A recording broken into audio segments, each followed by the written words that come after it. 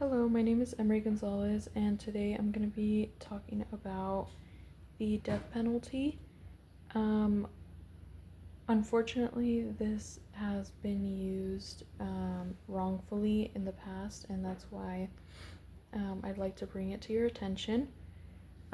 Let's begin with the simplest thing. What if an innocent person was executed on a crime they never committed? Unfortunately, this does happen quite often, or at least more often than it should. And there are two reasons that I'd like to bring to your attention that it does not justify the death penalty. There is a risk of later finding out the evidence that justifies a dead person is now innocent, and most of the time the crime does not end after the human being killed.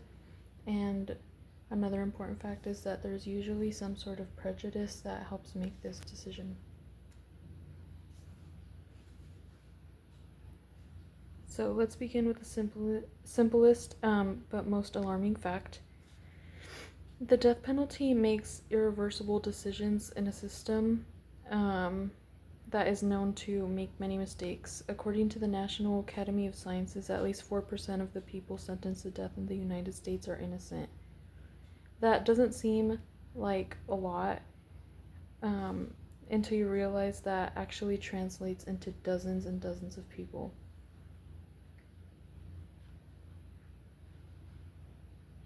In fact, more than 190 people for sure have been exonerated and sentenced to death when they were not supposed to, but realistically, the number is looking closer to 200. The causes of these wrongful convictions may have been false confessions, flawed forensic science, mistaken eyewitnesses, prosecutorial misconduct, and ineffective legal defense, each representing failures of our justice system.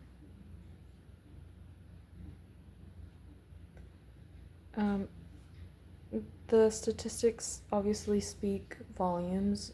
These are 190 lives that we're talking about, and even just one is not justifiable.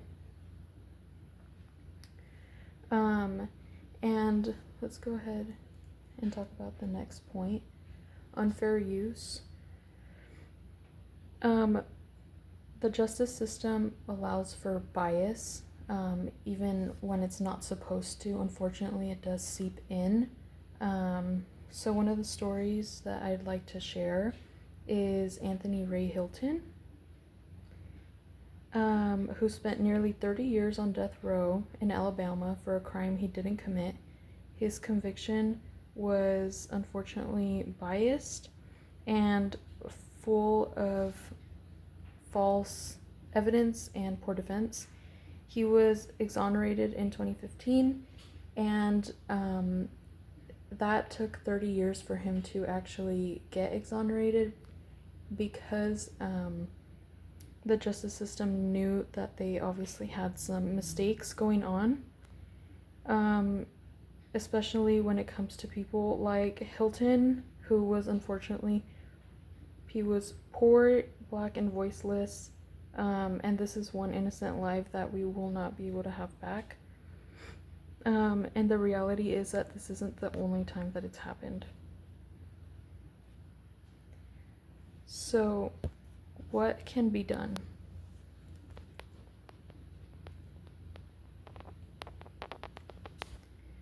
I suggest that we take a reasonable step that is a moratorium on the death penalty. A moratorium doesn't mean that we have to completely take it away. However, we do put a pause on using it. It's a critical pause. It gives us time to evaluate the flaws in our system, to implement some reforms, to see what works, what doesn't work, and ensure that innocent people are no longer being executed. It could give us time to look at flaws in our system, which obviously very clearly from the 190 people that we have killed who were innocent, we can see that we are broken.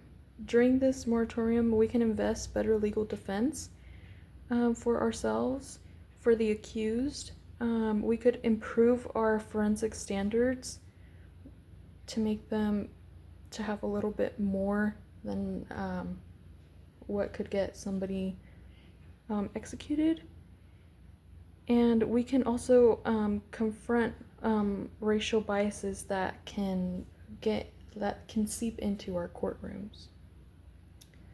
I think that maybe eventually we can abolish the death penalty. It has happened in other countries because they recognize that justice should be measured not just by punishment but by fairness.